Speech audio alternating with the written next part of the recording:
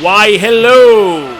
It's the Grand Warden, and you're watching Clash with Ash. Today, we'll go over my defensive capabilities.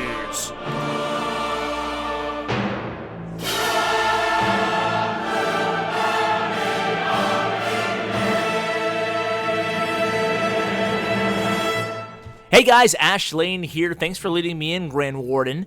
And as you can see, his defensive abilities is what we'll cover today. He turns into a defensive tower on defense. He runs over his platform and he turns immediately into that tower. Now you can see it does a little bit of damage, and it has also a defensive effect that we'll get to in just a second. But I've done some math here. 54 DPS times 29 seconds on the Golem, plus 110 DPS plus 5 seconds on the Warden equals around 2100 hit points on defense.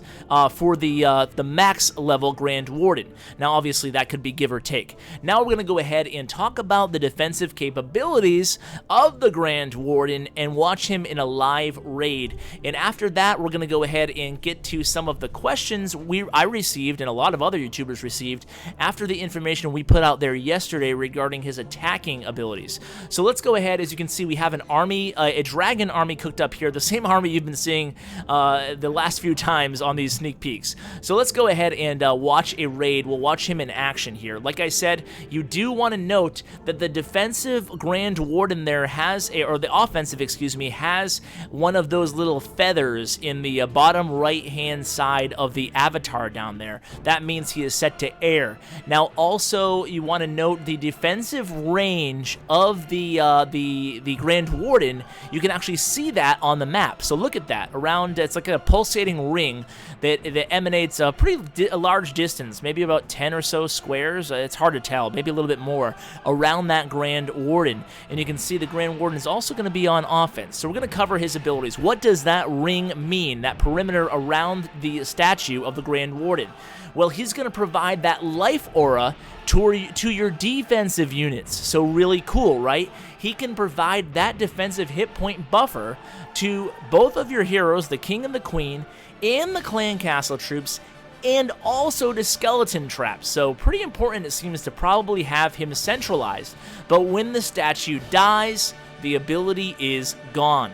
Very important to note there, so you don't want to have him too vulnerable. Having him somewhere around the center of the map seems to be the way to go, as the new defense, from what we saw at ClashCon, it hasn't been officially announced yet, and who knows what changes they may have made, seems like it's not imperative to have centralized. So it seems like the hero should be somewhere in the center of your map, and that the defense might not have to be. So here we go again. You can see the heroes just doing kind of a cleanup job on these air raids, the traditional Archer Queen and Barbarian King, which seemed like so yesterday now after we saw the Grand Warden in action yesterday. But speaking of the Grand Warden in action, let's go ahead and clear up a couple of the questions that we got in the comments regarding the Grand Warden on offense. Well, first of all, he is indeed elixir based. I didn't cover that in yesterday's video.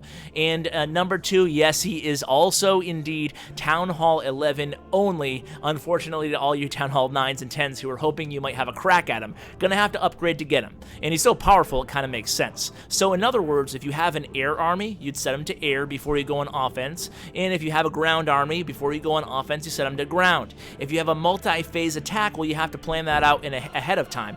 Once again, it gives that flexibility to the attacker to kind of have to plan the raid out ahead of time, especially on those multi-phase, like I said, attacks. You might want to use him as a ground troop in the beginning of the raid, or you could use both the heroes in the beginning of the raid and then use the Warden towards the end of the raid, if that makes sense, on the air or even on ground. But it will be interesting how you split up these heroes, and we'll see that in more meta strategy to come. I'm going to be covering a lot of that on my channel. So guys, I think we're going to go ahead and wrap it up there for this sneak peek. Hope you enjoyed watching the Grand Warden on defense. Stay tuned for more, and as always, take care, guys. Hey guys, thanks for watching my video. Just a few ways you can help the channel out. Number one, like. Number two, subscribe. And number three, comment. Tell me what you think of the video. I really appreciate it, guys, and it really helps me out a lot. Also, you can find me on social media. I'm active every day on Twitter at @clash_with_ash, and on Bindle chat group #ClashWithAsh.